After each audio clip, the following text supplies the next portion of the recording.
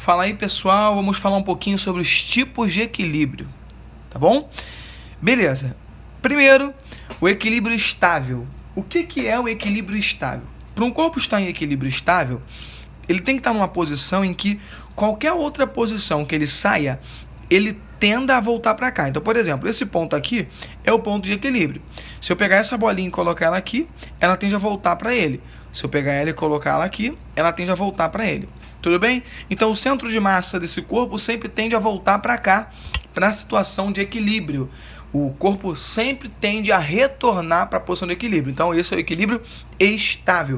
Uma outra representação de equilíbrio estável, por exemplo, se eu desenhar um cone assim, ó. Se eu desenhar um cone em pé, é a representação do equilíbrio estável, beleza? Repara que se eu mexer um pouquinho esse cone para um lado ou para o outro, ele tende a voltar para essa posição. Lembra daquele brinquedo, o João Teimoso? Né, que o pessoal chama também de João Bobo. Se eu mexer ele um pouquinho para o lado, ele volta e fica oscilando assim porque o centro de massa dele está aqui. Esse é um tipo de equilíbrio estável. Equilíbrio instável, por exemplo, ó, um corpo aqui em cima está em equilíbrio instável. O que significa isso? Qualquer variação de posição vai fazer o corpo se afastar cada vez mais do seu ponto de equilíbrio. Se eu tirar ele daqui, der uma mexidinha nele, ele sai do seu ponto de equilíbrio, ele fica instável. Ele tende a se afastar cada vez mais do seu ponto de equilíbrio.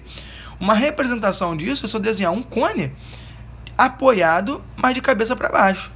Tá vendo? Se ele ficar se equilibrando aqui, ó, se eu mexer ele um pouquinho para a esquerda, um pouquinho para a direita, ele não volta para a posição de equilíbrio. Ele se afasta da posição de equilíbrio. Existe também um tipo de equilíbrio que é o equilíbrio indiferente. No equilíbrio indiferente, qualquer posição que eu coloque o corpo, ele fica. Então, ó, aqui ele está em equilíbrio. Se eu colocar aqui, ele também está em equilíbrio. Uma característica do equilíbrio indiferente é que o centro de massa ele fica sempre alinhado, tá? É uma característica, o centro de massa fica alinhado.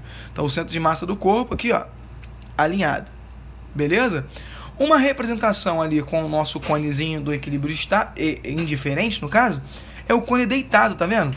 Se eu pegar esse cone e girar ele um pouquinho, ele fica nessa posição.